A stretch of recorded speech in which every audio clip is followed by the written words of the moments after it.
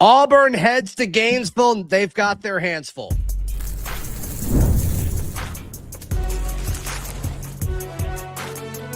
You are Locked On College Crossover, part of the Locked On Podcast Network. Your team every day. Yes, welcome on into a special crossover edition of Locked On Auburn and Locked On Gators. I'm Zach Blackerby of Locked On Auburn. He is Brandon Olsen of Locked On Gators. Trolling starting early. Look, Auburn heads to Gainesville to take on a Florida team that seems to be finding itself, seems to be playing some really good basketball. And Auburn, despite winning their last two outings, has shot awful from behind the arc. That has to change, Brandon, if Auburn wants to pull the upset in Gainesville on the road on Saturday. Yeah, I think that this has the potential to be a game. There might be a rebound record set in this one. If these teams are going to shoot from the perimeter, I know Florida's gotten better, but Florida's shooting like 28% from three. And they're like, oh, we're getting really good at this thing. And it's like, no, you're not. You're still one of the worst. So I think this team or this game could just be Brick City, honestly. Interesting. Yeah, going into conference play, one of the big concerns I had for Auburn has been, okay, there's just going to be teams that they play in the SEC where they're going to be bullied inside from a roster point of view. Over the last few weeks, Keyshawn Murphy for Auburn has played significantly better, surprisingly so from my point of view. Philip Jovic has played much better down low. Sway, the true freshman, has played much better down the stretch. And I wonder how much of that has to do with the other rosters that they're facing. Because now they face a Florida roster who has the dues to bully guys down low. So I'm curious to see what that matchup looks like. Yeah, I think the battle on the glass is going to be just wild because Florida right now, first in offensive rebounding percentage allowed in the SEC, and Auburn second in both categories. So this is going to be they're going to go to war on the glass. And like Reuben Chinyelu has been on an absolute tear for Florida lately. Had 21 rebounds last game. In 23 minutes played, 21 rebounds is just insane. He's been a beast. I do think that with any team, I feel like if you just send more guards at the rim, like it's going to be tough. Because Chinyelu, you watch the game, and Chinyelu is getting rebounds over three players at the same time. And it's like, all right, he's just a dude. But you watch Florida against a team like Missouri, and they're sending their point guard down there to grab rebounds, and that has given Florida fits. And so I think that any team, that'd be my approach. To be like, yeah, we're just going to send bodies, say, forget the fast break a little bit, just send bodies and limit those offensive possessions for a Florida team that shoots horrendously from three, but they get so many offensive rebounds that they can kind of justify still shooting them because they get all those second chance points. Yeah. Yeah.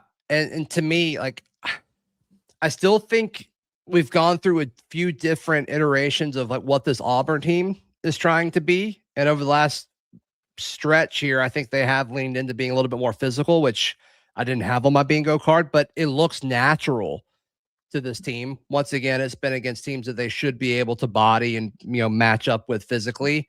Florida, I think, is a different tier. I don't think you'll push back on that at all. So, like, what does that look like? What does that look like on the road in Gainesville in a game where no one is expecting you to win? And look, Keyshawn Hall for the bulk of this season has been one of the best scorers in the SEC. He was the best scorer in the Big 12 a year ago. He was on pace to be the best scorer in the SEC this season. Until the last two games, he's been red hot. Is he due? Does that cold streak continue? Curious to see how Florida kind of attempts to lock up Keyshawn Hall. I think that's one of the X factors in this game is which version of Keyshawn Hall do you get for Auburn? Yeah. Zach, can I ask you a question real quick? Sure. How do you make a tissue dance? You put a little boogie in it. Yeah, Boogie Fland's going to be guarding Keyshawn Hall, I would imagine. Boogie Fland's been just a beast defensively, ton of steals lately, been the best perimeter defender for the Florida Gators, despite his black holeness sometimes on offense. But I mean, defensively, he's been bringing it. Florida, though, we mentioned the rebounding, and Auburn, the worst 3-point defense in the SEC. Florida's second worst percentage wise. So we'll see if Auburn's able to get those looks. If Keyshawn Hall is able to get those looks, I mean, shooting nearly 30% from three. I mean, he's just going to be someone that if he gets hot, it's going to be real tough for Florida to actually get those opportunities on the glass that we're looking for. But Boogie Fland's going to be the guy that I expect guarding Keyshawn Hall there. I'm glad you brought that up because there does seem to be a thing that happens on, Auburn's quarter of the internet every time, Auburn plays. And it's like, man, it's always just some random guy lights this up from three every game. And it's like, well, like if it's happening all the time, it's something you're doing defensively. Yep. And it's interesting. I've just kind of, I've casually watched Florida a few times since conference plays began. And I'm actually surprised that they're second worst in that. But, I mean, what a prime opportunity for a team that's been so cold from shooting from deep over the last two outings. They're like 12% or something. Can Keyshawn Hall get it going? Tahad Pettiford, notoriously better away from Neville Arena than at home. Big game Tahad. This kind of feels like one of those games where Tahad could be a threat to score. Kevin Overton, it's been a minute since he's really popped off, the transfer they brought in from Texas Tech. Auburn's got dudes that are capable of going off. It's just we haven't really seen that happen in a few games. And Tahad played fine, their last time out, but Florida's a much better team. So that stat you mentioned, I mean, it seems like a good opportunity for somebody to maybe get going deep for Auburn, which hasn't happened in a few outings.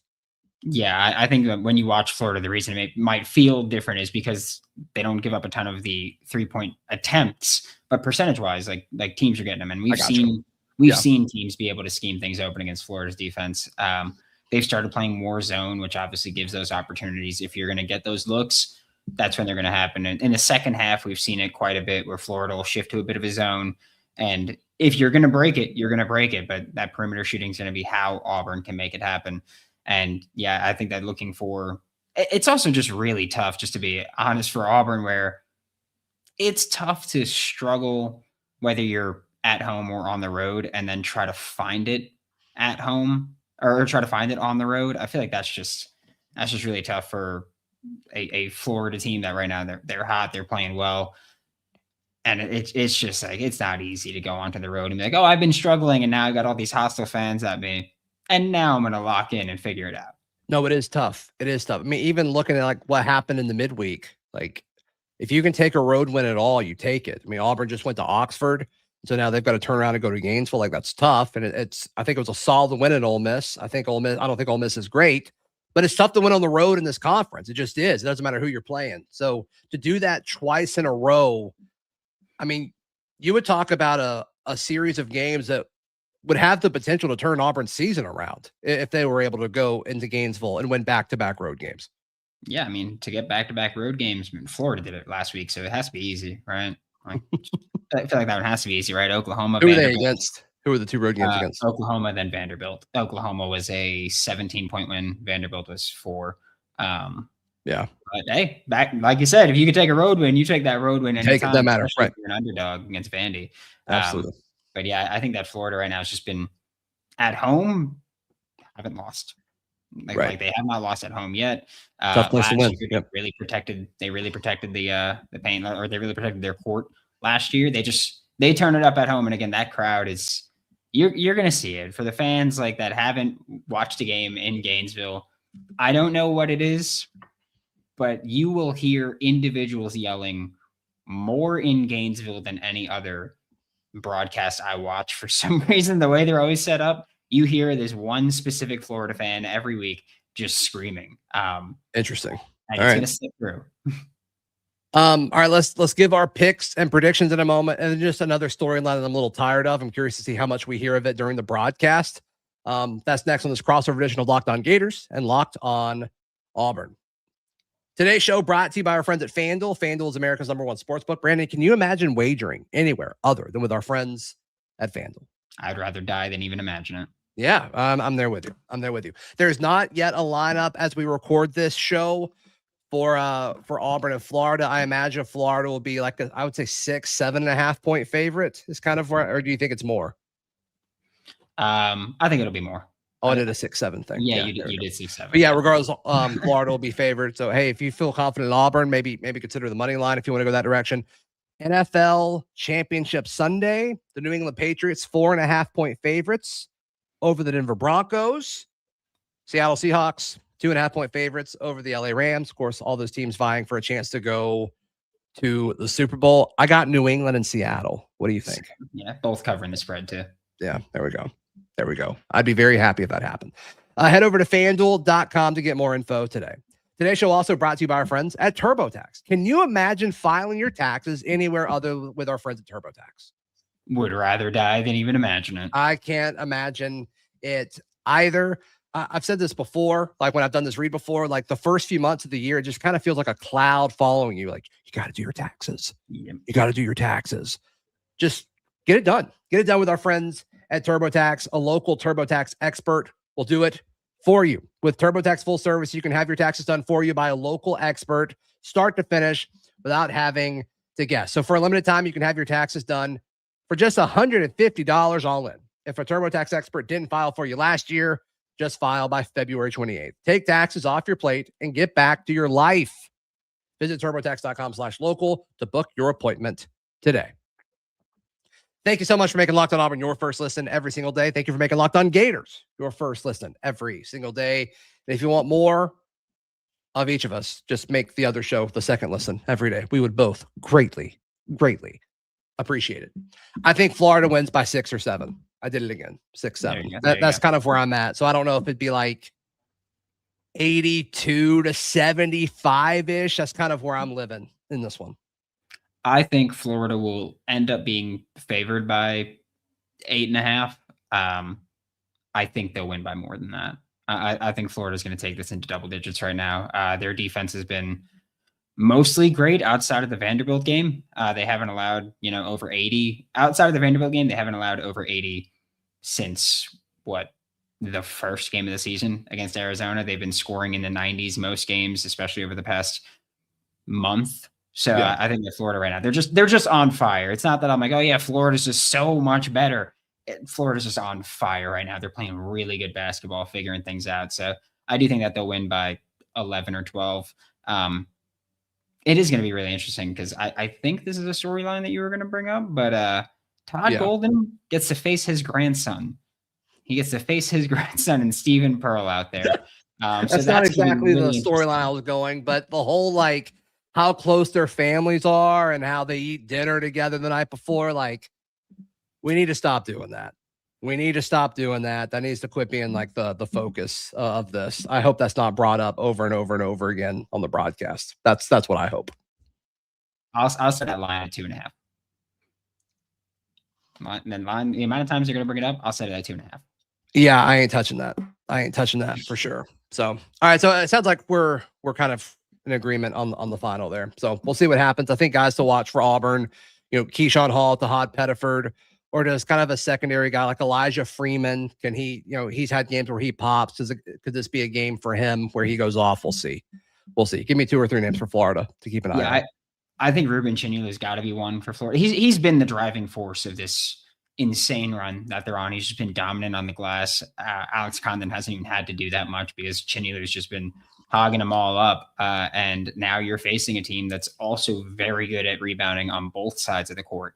And so this is a whole new challenge for both sides. Like both sides, we can say, hey, you haven't faced a team that rebounds the way that you rebound lately. And I think that right now, or since conference play, we'll say, I think that you haven't faced a team that rebounds the same way as you lately. And so that's going to really open things up there.